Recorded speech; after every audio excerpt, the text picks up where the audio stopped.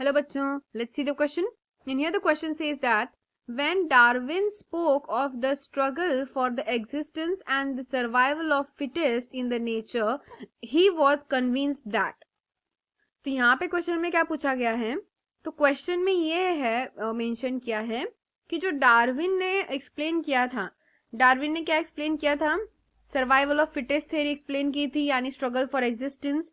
यानी कि उसने क्या कहा था कि जो स्पीसीज होती है वो एग्जिस्टेंस के लिए स्ट्रगल करते हैं। ऑब्वियसली किसी को भी अगर जीना है तो उसके लिए स्ट्रगल तो मतलब हार्ड वर्क, मेहनत तो करनी पड़ती है। तो स्ट्रगल जो होता है एग्जिस्टेंस के लिए, that here we right the struggle के साथ साथ survival for the fittest nature, मतलब सर्वाइव करने के लिए, फॉर द सर्वाइवल जो भी एडाप्टेशन जो होते हैं, एडाप्टेशंस, उन एडाप्टेशंस को तुम किस तरीके से मतलब उन एडाप्टेशंस की वजह से तुम कैसे जी सकते हो, कैसे फिट हो सकते हो नेचर में, ये सारी चीजें जब वो कन्विंस कर रहा था, what he was trying to say, वो क्या कहने की कोशिश कर रहा था उस टाइम पे। तो बेसिकली जनरली हमें ये तो पता है कि जो दो क्लोजली रिलेटेड स्पीसीज होते हैं, ज्यादातर करके क्लोजली रिलेटेड स्पीसीज में इस तरीके का कॉम्पिटिशन जो है वो पाया जाता है, क्योंकि ज्यादातर करके क्लोजली रिलेटेड स्पीसीज के ही नीश जो होते हैं वो सेम हो जाते हैं। ठीक है, क्योंकि अगर कंप्लीटली मतलब अगर स्पीसीज ही अलग अलग हो तो उनके नीश सेम हो, ऐसा बहुत कम टाइम पे होता है, लेकिन होता है ऐसे भी, लेकिन बहुत कम। लेकिन अगर क्लोजली रिलेटेड स्पीसीज हो तो ज्यादा चांसेस है कि उनके नीश भी सेम होंगे।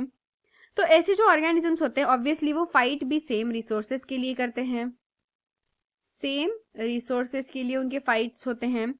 तो ये सेम रिसोर्सेस के लिए जो फाइट होते हैं, तो ऑब्वियसली हमें तो पता है कि रिसोर्स जो होते हैं वो लिमिटेड होते हैं। वो तो ऐसे नहीं है कि बहुत ज्यादा है कि हाँ आप जितने चाहे रिसोर्सेस कंज्यूम करो लेकिन वो कभी खत्म ही नहीं होंगे, नो वे। रिसोर्स जो होते हैं वो कैसे होते हैं, लिमिटेड होते हैं, जैसे कि फूड हो गया, शेल्टर हो गया, लिमिटेड होते हैं, राइट। सो जो ये ऐसे स्पीसीज है वो जब सेम रिसोर्सेज के लिए फाइट करते हैं तो वो कैसे जिंदा रह पाएंगे। ऐसे बेसिकली अनरिलेटेड स्पीसीज हो तो ऑब्वियसली उनके बीच में ऐसे फाइट होंगे ही नहीं, सेम रिसोर्सेज के लिए कम्पीट ज्यादातर करके नहीं होगा, लेकिन वो भी हो सकता है अनरिलेटेड स्पीसीज के बीच में भी इस तरीके से फाइट जो है या फिर इस तरीके से कंपटीशन जो है वो भी पाया जा सकता है। तो ये जो कंपटीशन है उसे क्या कहा जाता है, that is called as the interspecific competition. Interspecific यानी दो अलग अलग स्पीसीज के बीच का कंपटीशन, और इंट्रास्पेसिफिक मतलब सेम, ओके।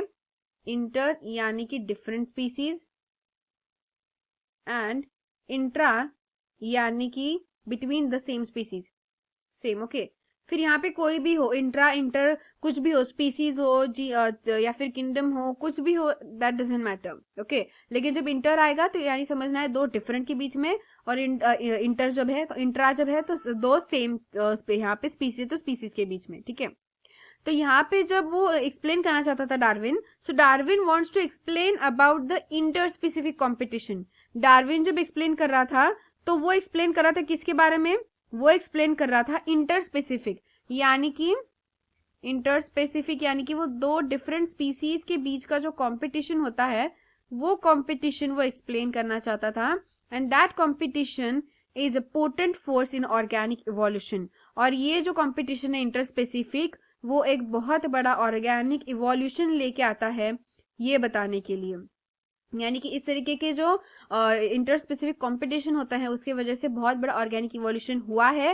एंड ऐसे इस तरीके के मतलब इंटर स्पेसिफिक जो कंपटीशन होता है वो कभी भी उसमें इतनी ताकत होती है इस इंटर स्पेसिफिक कंपटीशन में कि वो कोई भी ऑर्गेनिक इवोल्यूशन ऑब्वियसली ला सकता है, मतलब ऑब्वियसली इकोसिस्टम में कोई बड़ा चेंज ला सकता है, क्योंकि दो अलग अलग स्पीसीज के बीच का कंपटीशन है तो it can make a great change, और we can say it can make a bigger change in the evolution. So इसीलिए ऑप्शन नंबर ए जो होगा वो यहाँ पे क्या होगा, एकदम करेक्ट आंसर होगा इस क्वेश्चन के लिए, दैट इज की inter specific competition. So I hope you got the answer very well. So A answer is our question. I hope you got the answer very well. Thank you and all the best.